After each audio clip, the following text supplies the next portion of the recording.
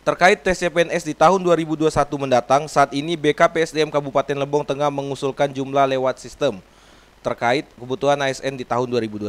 Terhitung hari ini BKPSDM Lebong sudah menerima informasi bahwa ada beberapa usulan sebelumnya lewat aplikasi yang tidak dikonfirmasi. Sedangkan usulan Lebong sebelumnya Kemenpan RB berjumlah 450 bagi CPNS. Namun terdapat dua formasi yang tidak memenuhi sistem.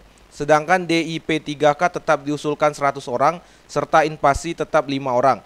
Alhasil secara keseluruhan usulan berjumlah 553 dari 555. CPNS itu 450. Tapi di sistem setelah kita kirim di sistem itu ternyata ditolak. Ada dua formasi yang tidak bisa masuk ke sistem. Ini baru usulan ya, belum diproses begitu.